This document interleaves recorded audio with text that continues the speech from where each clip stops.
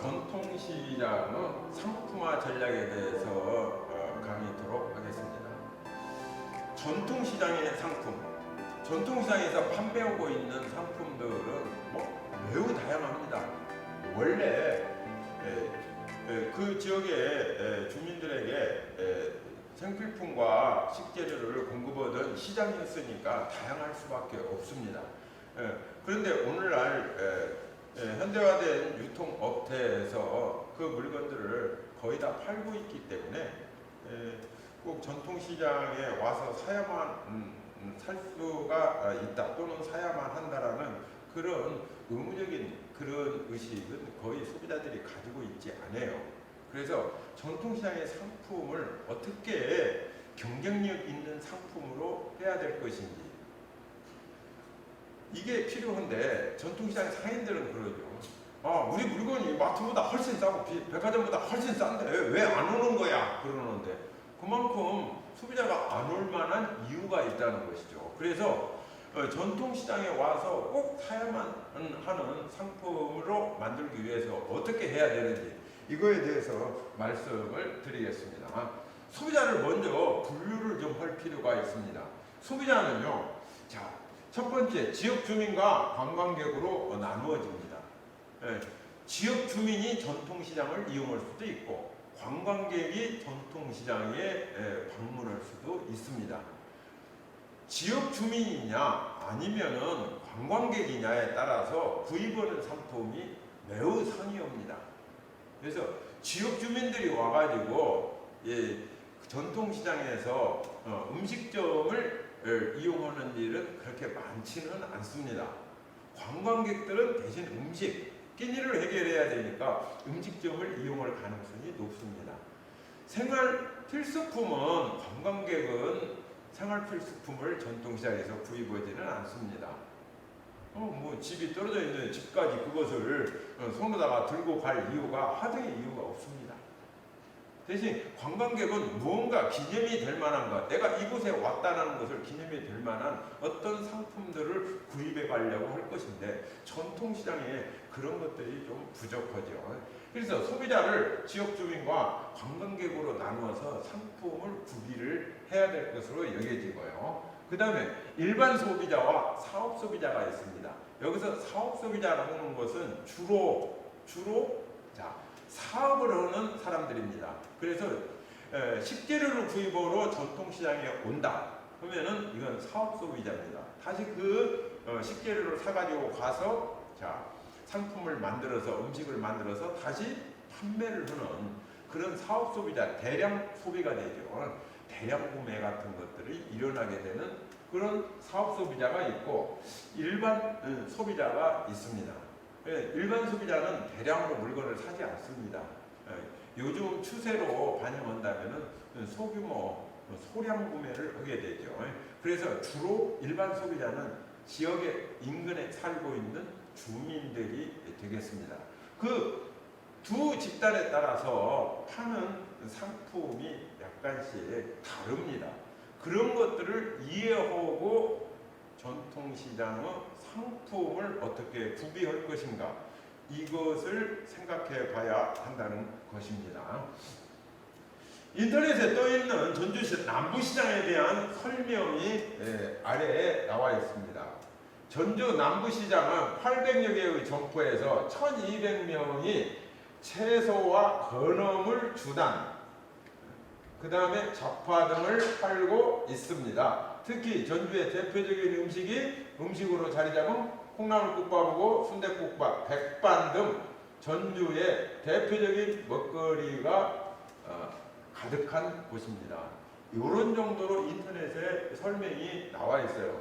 그러면은 타 지역 사람들이 관심 있게 볼 수 있는 것은 채소 사러, 건어물 사러, 주단 사러, 잡화 사러 전통시장에, 전주 남부시장에 오지는 않아요. 관광객들이 온다면 단지 먹거리, 국밥이나 백반 먹으러 온다는 것입니다.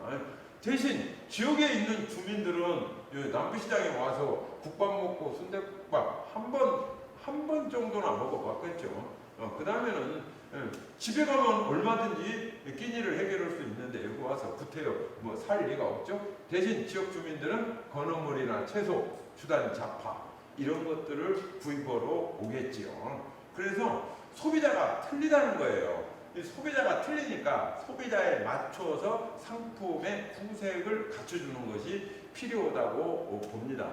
물론 관광객보다는 지역 주민이 매출액이 높습니다. 그래서 지역 주민을 우선으로 하되 관광객들도 구입할 수 있는 그런 상품을 구비하는 것이 필요하다고 여겨집니다. 자, 전통시장의 상품 리모델링, 이걸 품목 구성을 좀 바꿔야 된다는 겁니다. 지금 현재 품목 구성을 가지고서는 관광객에게 호소를 할 수도 없고 지역 주민들에게도 어필할 수 있는 면이 적다는 것입니다. 그래서 상품의 의미에 대해서 먼저 좀 깊게 생각해 보는 것이 필요합니다. 상품만 꼭 사는 것이냐? 잘 보세요. 상품만 파는 것이 아니라 상품의 이미지와 문화를 파는 공간이 되어야 돼. 앞서 강의를 할 때 자, 시장과 문화가 결합이 돼야 된다고 했죠. 시장과 문화가 결합이 되면은 자, 문화도 구입하는 거예요. 문화도, 그러니까 관광객이 되든 아니면 지역 주민이 되든 문화도 함께 구매하는 것이 전통시장이거든요.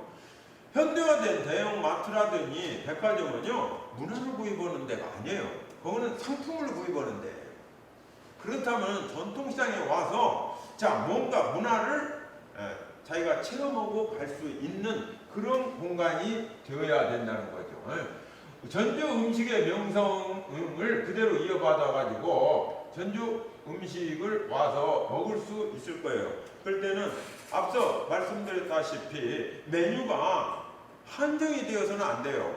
국밥하고 백반으로 한정하면은 몇 점포만 사업이 돼요. 그래서 다양화를 시켜주는 거, 전주 음식에 좀 다양화 또는 현대화를 시켜주는 거, 이거 전주시에서도 행정에서도 많이 논의는 했거든요.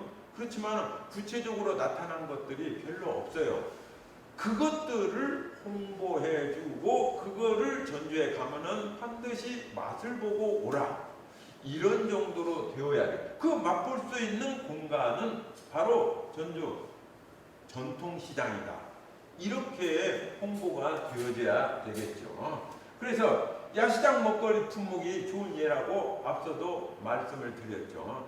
그래서 제가 알기로는 야시장에 있는 품목, 먹거리 품목들이 적어도 한 30가지 정도는 돼요. 그렇게 다양하게 개발해서 인기가 괜찮아요. 왜 그것을 홍보를 안 해주고 왜 그것이 점포로 입점을 안 해주는지, 그거를 점포로 입점할 수 있게끔 주로 젊은 청년들이 야시장에 그 좌반을 벌리고 있거든요. 그 젊은 청년들에게 점포에 입점할 수 있는 그런 행정적인 지원, 시장 상인의 지원, 이런 것이 필요하다고 생각하는 것입니다. 자, 그 다음에 방문 기념상품 개발 도입 판매 점포도 만들어야 되겠고, 예를 들어서 타월이나 손수건 같은 거 다 있어요. 일본의 시장에도 가면은요, 손수건 파는 점포 있어요. 잘 팔려요. 그냥 누가 사가느냐? 손수건 지역 주민들은 잘 안 사요. 관광객들이 사가요.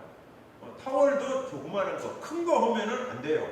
그래서 주방에서 쓰는 작은 손수건이라든지 이런 것들을 타월로 만들어서 거기에 로고를 딱 만들어서 전주 남부시장, 그 전통시장의 이름을 거기다가 넣어버린다 보면은 그건 고유의 그 시장에서만 파는 상품이 된다는 거예요.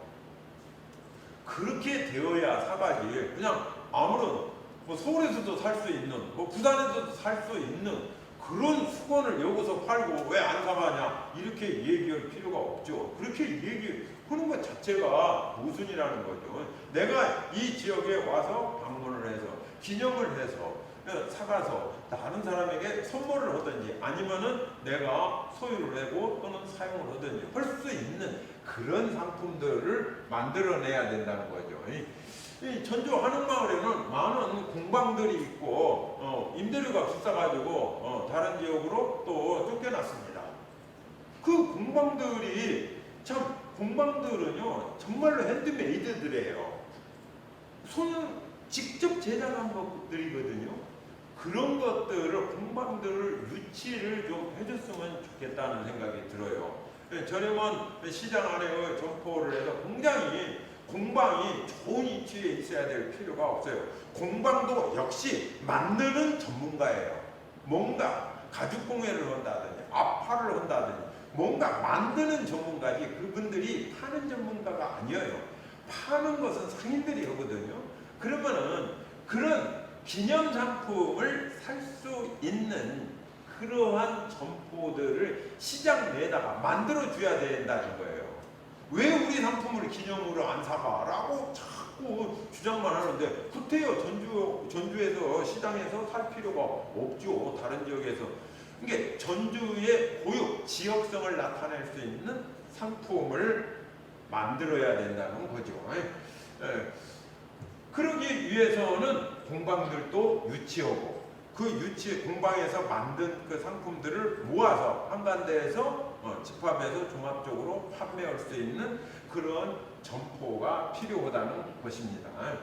자, 전통시장의 품목 조정 상당히 어렵습니다. 내가 지금까지 판매하던 상품들을 다 정리하고 새로운 상품을 판다? 변화를 하려고 하지 않아요. 그런데 한 번쯤은 사업이 조금 어려워지고 매출이 오르지 않는다면은 파는 기술은 있으니까 아마 품목 조정을 좀 과감히 해볼 필요가 있어요. 전체적으로 보면은 식자재라든지 양념, 건어물, 생선, 요식업 등을 주력으로 하는 것이 전통시장이 맞습니다. 먹거리에 관련된 식당이나 식재료가 전통시장에 주력이 되어져 있어요. 예전에는 생활의류라든지 또는 생활용품들도 많이 전통시장에서 구입을 했는데 요즘 소비자들은 많이 다른 현대화된 점포들로 이전하고 있고 이미 가전제품은 별도의 전문점도 다 생겼어요. 그래서 구태여 마트에 와서 구입할 일이 별로 없거든요. 그래서 주력 상품들을 사기 위해서 전통시장에 오면은 주력 상품들 바로 요 위에 있는 것들이 주력 상품들이에요. 식자재와 요식업이에요. 이거를 하기 위해서 오고 난 뒤에 그에 어떻게 보면은 시체말로 얘기하면 콩고물을 얻어먹는 다른 점포들이 되겠죠. 그런 샤워 효과를 노리는 그런 형태의 전통시장이 되는 게 바람직해요. 그래서 좀 공동체적으로 같이 발전한다는 잘 판매하고 있는 점포에서는요, 매출액이 높은 점포에서는요, 좀 매출액이 낮은 점포를 배려하고 좀 양보하는 그런 공동체 의식이 필요합니다. 품목 조정을 위해서 나는 절대 그거 안 해요. 그리고 경쟁이 되는 점포가 생기고 그러면은 막 그거를 어떻게 막 저항을 합니다. 그거 못생기게 하고 내가 다 팔아야 된다 이런 의식을 갖게 되지 말고 점포는 모여 있으면 사업이 더 잘 돼요. 그러니까 같은 품목을 파는 점포가 많다고 해가지고 수요가 줄어든다 이런 거 없어요. 오히려 점포들을 직접화 즉 모여 있게 되면은 고객 흡입력이 커진다는 사실을 인식해야 됩니다. 그래서 같이 잘 사는 그래도 똑같은 식자재는 아니거든요. 그래서 그 식자재 나름대로 그 다음부터는 여러 점포가 모여 있으면은 그 다음에 성공의 여부는 자기의 경영 마케팅 능력에 달려 있기 때문에 그때부터는 어디 가서 교육을 받든지 아니면 자기의 생각을 바꾸든지 해야 되겠죠. 똑같은 점포가 많다고 해가지고 시체말로 갈르먹기를 한다 이런 것은 아닙니다. 오히려 고객 흡력이 커진다는 사실을 인식해 주었으면 좋겠습니다. 그래서 품목이 다양화될 필요는 그렇게까지 필요 없어요. 좀 그 시장 보면은 무엇라고 할 정도의 품목의 특성화되는 것이 필요하다고 여겨집니다.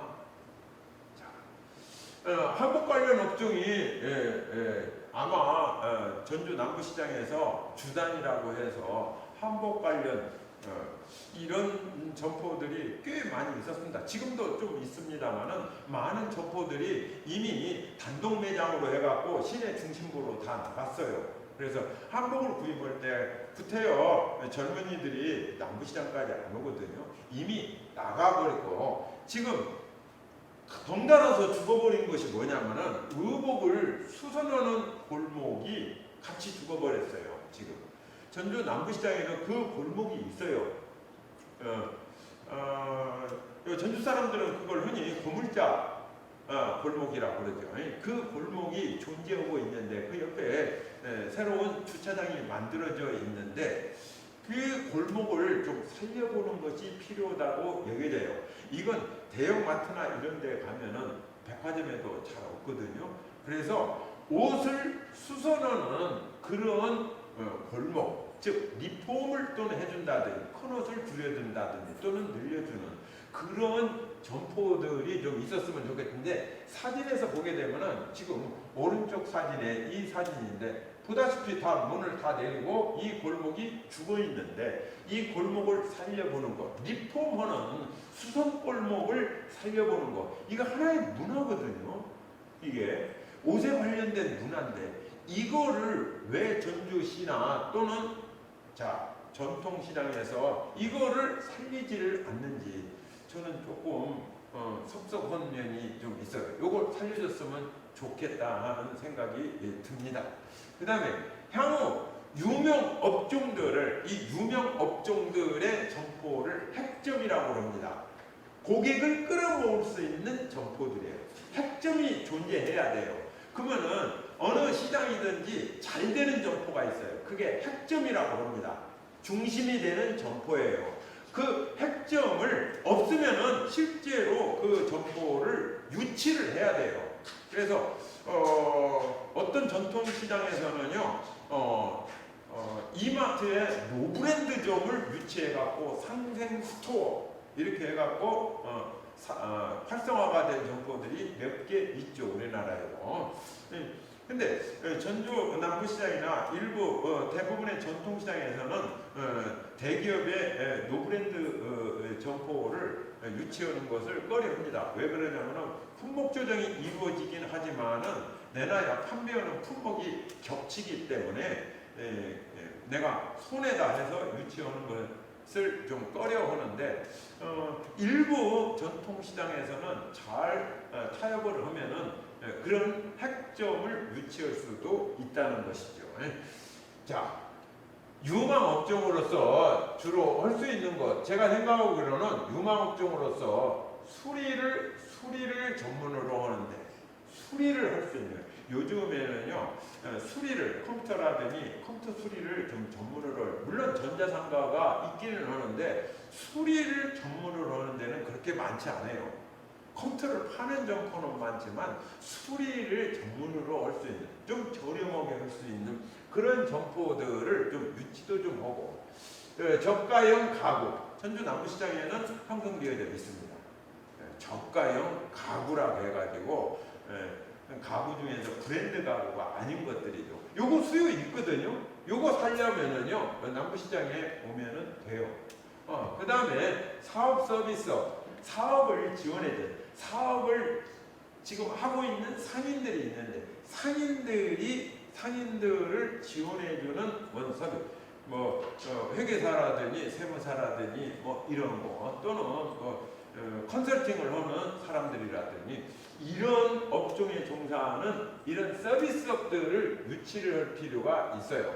그 다음에 언젠가 얘기를 했지만은 게임 오락업을 좀 우리 시장 안에 조성을 해서 청소년들이라든지 또는 젊은 친구들을 유치할 필요가 있다는 거죠. 이런 것들이 핵점이 되거든요. 이런 핵점들을 있어야 된다는 거죠.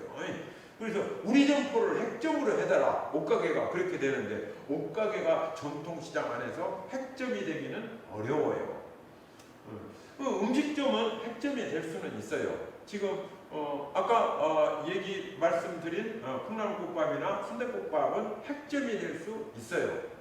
그래서 그곳으로 고객을 유치를 하고 그 유치된 고객이 돌아다니면서 다른 상품을 구매할 수 있게 하는 거. 이것이 바로 샤워 효과거든요. 위에서 한 점프 핵점에서부터 쫙 뿌려주는 거거든요. 그런 효과를 노리고 핵점을 좀 의도적으로 유치할 필요가 있다고 여겨집니다.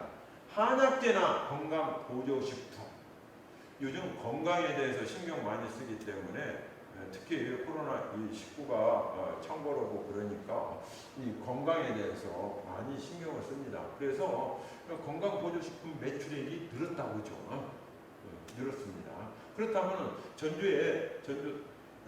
우리나라의 조선시대 3대 양명시가 전주에 있었습니다. 그러면 그거를 좀 벤치마킹 잘 해가지고 한약재를 전문적으로 팔 수 있는 그런 시장을 이 시장 안에다가 조성을 해보는 것도 필요하다고 여겨집니다. 가두 점포에 한약재 전문 시장을 새로 조성하는 것은 너무 힘듭니다. 그러니까 시장 안에 한약재 시장을 한번 또는 건강보조식품을 판매할 수 있는 건강과 관련되어지는 그런 식품을 판매할 수 있는 점포를 핵점으로 유치하는 것. 안 되면은요, 내가 상인들이 모두 유치를 해야 돼요. 그런 분들 좋은 조건을 제시하면서 좀 시장 안으로 들어오세요. 이렇게 유치해야 되는데 이건 상인회에서 많은 좀 노력을 좀 해야 되겠죠. 그리고 상인들이 거기에 동의를 해주고 할 수 있게끔 좀 같이 의견을 모아주는 것이 필요하다고 여겨집니다. 전통시장의 상품 전략, 상품과 문화의 결합. 아까는 시장과 상품의 결합을 얘기했는데 상품도 문화와 결합이 되어야 된다는 거죠. 그래서 차별성을 좀 가져야 돼요. 지역 주민 자녀들이 체험하고 교육할 수 있는 상품을 시장 안에 만들어줘야 돼요. 자녀들이 올 때 부모가 같이 오거든요. 그래서 그럴 수 있는 주부나 어린이집, 유치원생을 대상으로는 요리교실, 먹거리 요리교실 이걸 만들어주는 겁니다. 만들어주면 부모, 자식들이 와 이미 다른 시장에도 다 이걸 하고 있는 데도 있습니다. 이렇게 사진에 보면은 주부들이 와서 요리교실을 한다더니 또는 주부들이 왼쪽은 주부들의 교실이고 오른쪽은 어린이들이 와서 하는 요리교실입니다. 이 식재료는 당연히 그 지역 그 전통시장 안에서 직접 자기들이 구입해가지고 와서 요리를 하는 겁니다. 유치원에 선생님들도 좋아합니다. 그러면 데리고 와서 하고 그러면은 하루 정도 이렇게 시간을 교육 프로그램으로 진행할 수도 있으니까 좋아합니다. 그리고 주부들도요 여기 와서 요리를 배우고 그러는 거 많습니다. 요즘에는 남자들도 요리 학원에 가서 또 배울 정도이니까 물론 강사는 요리 학원의 요리 전문가들을 초빙해서 이루어져야 되겠죠. 이럴 수 있는 이게 상품과 일단 문화를 요리도 문화거든요. 결합시킬 수 있는 그런 전략이 필요하다는 것입니다. 전주 남부시장에서도 좀 공간을 해서 요리할 수 있는 시설을 갖추고 한 20-30명이 같이 요리할 수 있는 그런 공간 마련과 프로그램 마련하는 것이 좀 권장을 하고 싶어요.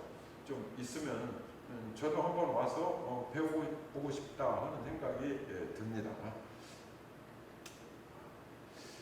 시장 지도부 점포 설명서 제작 배포. 이게 시장 지도를 만들어라 그러면은요 이렇게 왼쪽에 있는 시장 지도처럼 만들어야 돼요. 이야기가 있는 시장 지도를 만들어야 돼요. 읽어볼 거리가 많거든요. 단지 지도에다가 음식점 상호만 딱딱 적어놓는 거 이거 별로거든요. 그리고 그 점포가 어떤 것을 무엇을 어떤 특징이 있는지를 몰라요. 같은 게 이야기를 좀 써놓은 그런 지도, 이런 지도 이미 지금 남부시장에서도 저렇게 만들었어요. 만들어서 이렇게 했는데 이게 활용이 돼야 돼요. 방문객들이 이걸 봐야 되거든요. 방문객들이 이걸 보고서 찾아서 옵니다. 그러는데 그냥 단지 지도만 그리고 지도에다가 점포에 상호만 적어놓고 글쎄요. 그렇게 해가지고 고객을 유인하기는 어렵다는 거죠.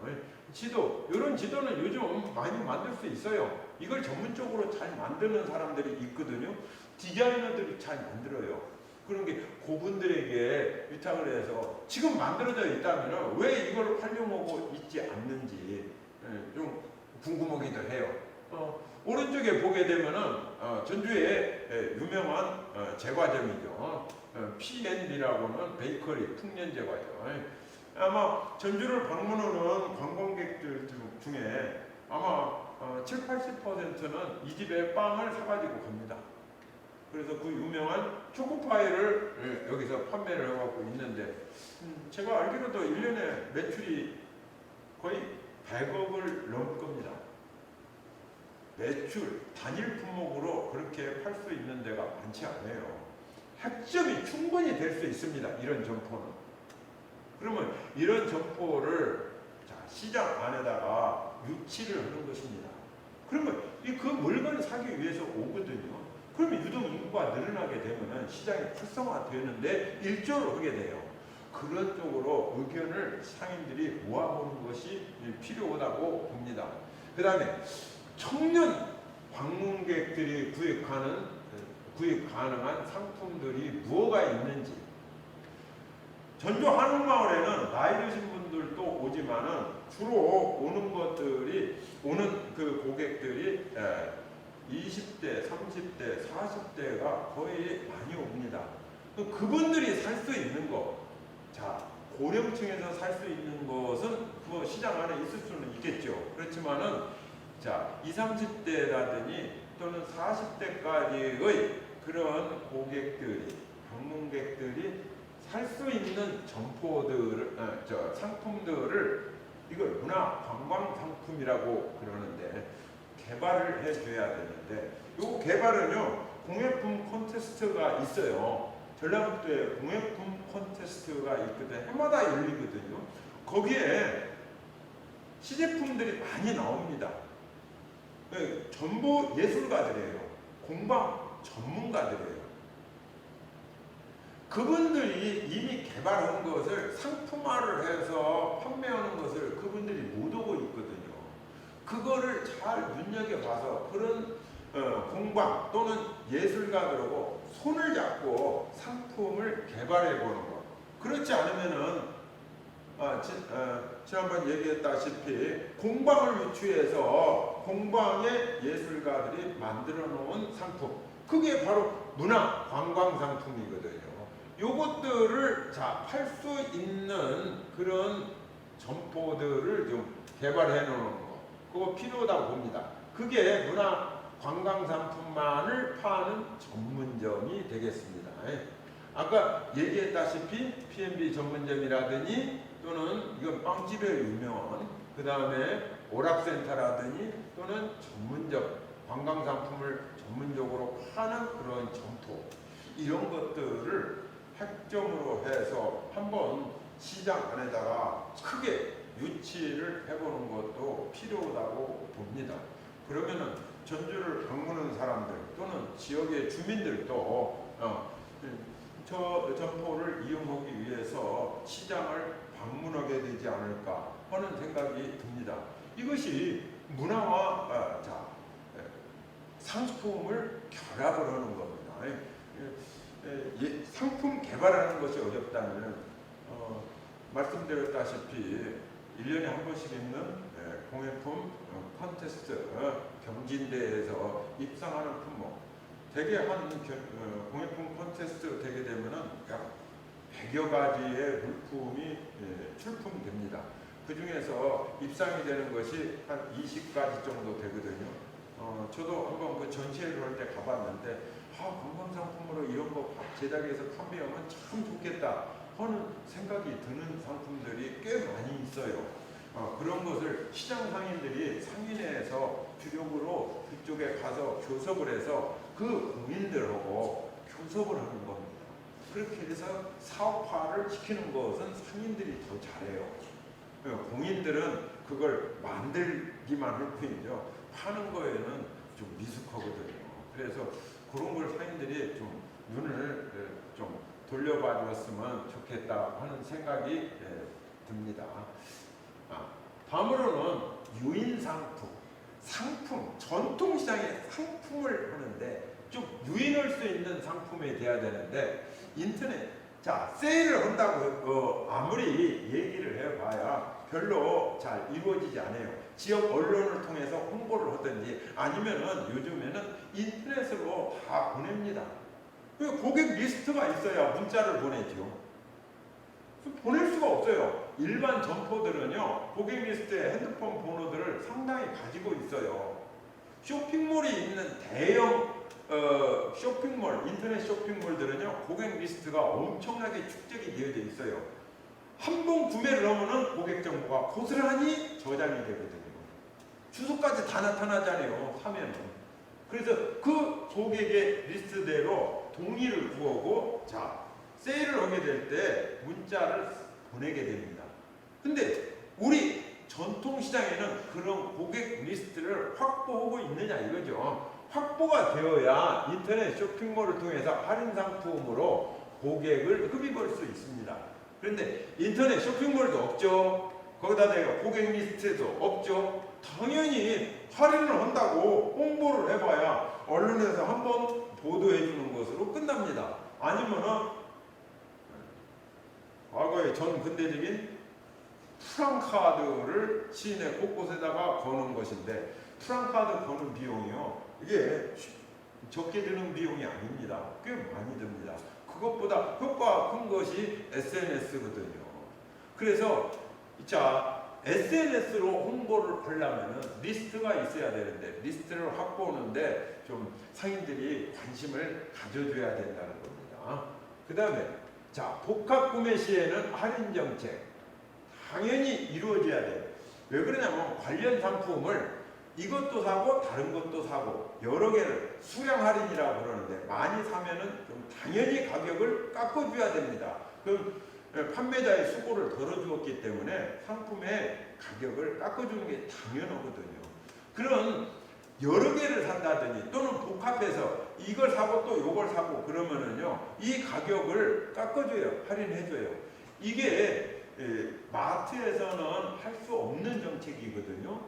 할인할 수 있는 그런 좀 제 복합 구매 시 할인 정책 해줘야 되는데, 그거 깎아주고 그러려면은 10% 깎으면은 이 끝자리 수가 뭐 10원 단위로 나옵니다. 그러면 10원 단위로 나오는 것을 지불할 수가 없어요. 요즘에는 100원짜리로 지불하기도 힘들거든요. 되게 1000원 단위로 이루어져 갖고, 제가 생각하기에는 카드 단말기로 한다면 10원 단위로도 할인을 해줄 수 있어요. 그래서 카드 단말기 당연히 설치를 해줘야 되는 거죠.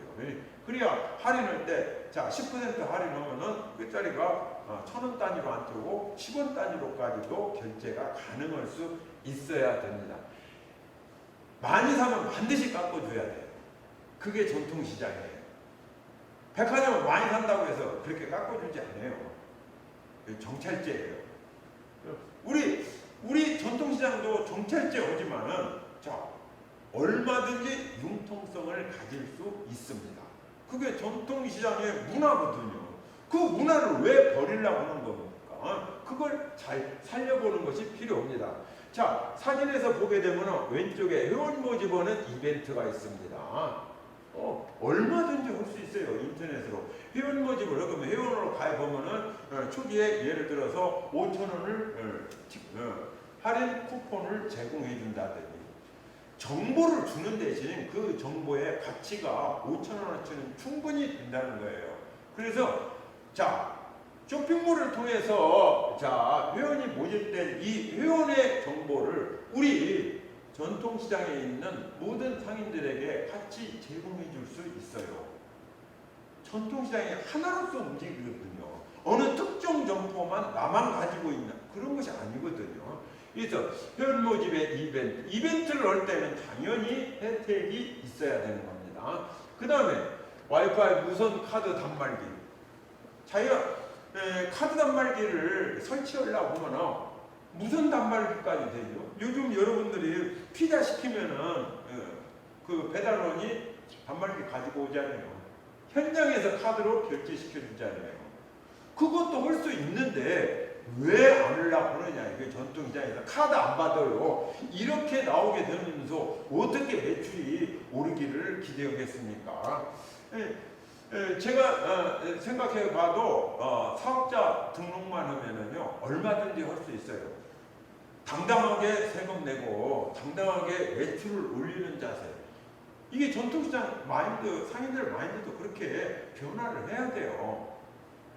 그런데 나는 세금 안 내겠다 이거죠. 뭐 이렇게 되면 안 되겠죠. 그래서 예를 들어서 어떤 노점상들도 심지어 노점상들도 카드 단말기 쓰는 노점상이 있어요. 노점상은 누워가거든요. 누워감에도 불구하고 어떻게 했는지 하여간 사업자 등록만 세무서에서 가서 오면 돼요. 그리고 난 당당히 세금 내겠다 이죠. 얼마 세금도 안 냅니다.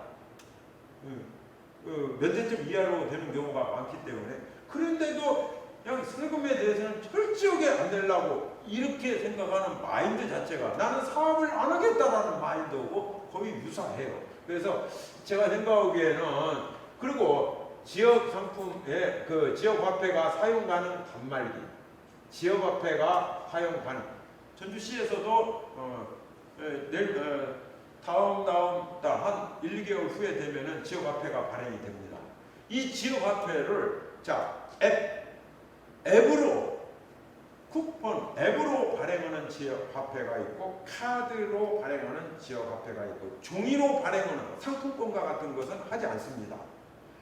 앱과 인터넷과 앱과 카드만으로 지역 화폐를 발행합니다. 10% 할인된다고 했죠. 할인된 가격. 이게 30만 원짜리가 30만 원이 한 달에 한도이기 때문에 아마 30만 원이면 3만 원입니다. 27만 원에 30만 원짜리 자 지역화폐를 구입할 수 있습니다. 1년이면은 한 달에 3만 원이니까 1년이면은 36만 원이 되겠죠. 그만큼 세이브가 되는 지역화폐거든요. 이걸 사용하려면 카드나 앱으로 해야 되는데 노령층에서는 사용하기가 조금 어려움이 있을 수도 있어요. 그런데 조금만 배우면 아주 쉬워요. 그렇기 때문에 요거를 이걸 받으려면은 당연히 카드 단말기 있어야 되겠죠. 이거를 받을 수 없는 전통시장이 된다고 하면 전통시장에서 예전에 지역화폐로 재난지원금으로 국가에서 발행한 건 현금으로 지급했습니다. 현금이니까 당연히 지역에 와서 전통시장에 와서 구입할 수 있었어요.